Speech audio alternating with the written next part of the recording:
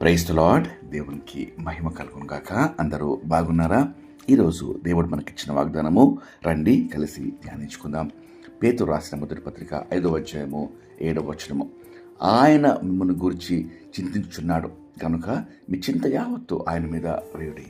ప్రియమైన దేవుని బిడ్డలారా, ఎంతో శ్రేష్టమైన వాగ్దానము తండ్రి మనకి ఈరోజు అనుగ్రహిస్తున్నాడు. ఈ లోకంలో చింత లేనివారు ఎవ్వరూ లేరు.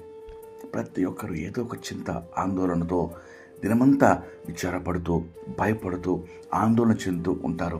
అయితే దేవుని వాక్యం సెలవిస్తుంది, మీరు చింతపడకుడి.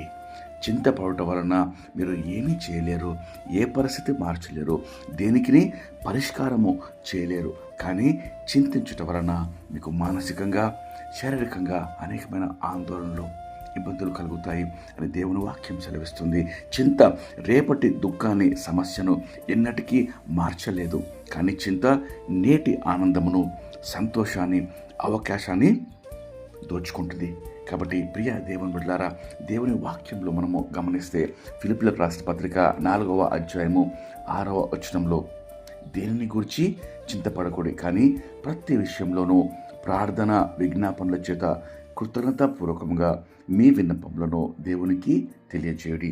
అప్పుడు సమస్త జ్ఞానమునకు మించిన దేవుని సమాధానము యేసుక్రీస్తు వలన మీ హృదయములకు, మీ తలంపులకు కావలి ఉండును. ఎంతో శ్రేష్టమైన వాగ్దానం గమనించారా?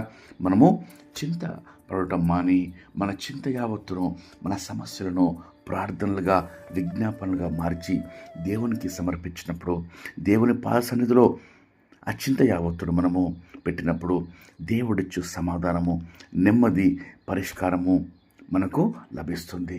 కాబట్టి ఇంత గొప్ప వాగ్దానము ఈరోజు మన జీవితంలో మనం పాటిద్దాం. దేవుడు ప్రతి ఒక్కరికి ఆ కృప దయచేటకు, మరి ఈ దినమందు చింత లేనివారుగా, దేవుని సమాధానము, దేవుని కృప పొందేవారిగా ఉండుటకు మీ అందరినీ ఆహ్వానిస్తున్నాం. రండి కలిసి ప్రార్థన చేసుకొని ఈ వాగ్దానం పొందుకుందాం. ప్రార్థన. మహాపరిశుద్ధమైన మా ప్రియమైన పరలోకపు తండ్రి, మీరు ఇచ్చిన శ్రేష్టమైన వాగ్దానంకై మీకెంతో స్తోత్రం చెల్లిస్తున్నామయ్యా.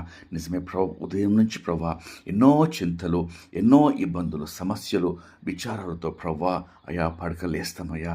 కానీ ప్రభు మీ వాక్యం సెలవిస్తుంది, దేని గురించి చింతపడకూడదు, మీ చింత యావత్తు నా మీద వేయుడి, నేను మీ గురించి చింతిస్తున్నాను అని మీరు సెలవిస్తుండగా ప్రతి ఒక్కరు మీ మాటకు లోబడి చింతించటం మాని అయ్యా, మీకు ప్రతి ప్రార్థన, విజ్ఞాపనతో ప్రభా మిమ్మల్ని ఎదుర్కొంటకు, ప్రభా చింతకు బదులుగా ప్రభా మీ సమాధానము, మీ నెమ్మది, శాంతి, విజయం పొందుటకు కృపదయచేయమని మీకే మహిమ చెల్లిస్తూ యేసుక్రీస్తు నామంలో వేడుకొంచు ప్రార్థిస్తున్నాం తండ్రి. ఆమేన్. దేవుడు మిమ్మల్ని దీవించును గాక.